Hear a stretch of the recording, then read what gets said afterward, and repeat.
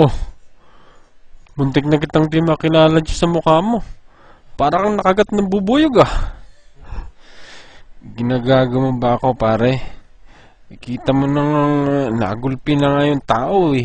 May gana ka pang biruin ako, nakagat ako ng bubuyog. Bakit nalilitan ka ba sa akin?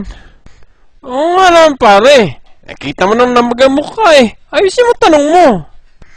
O sige, totoo ba yung sinabi ng trainer mo na natay ka daw sa salwal mo?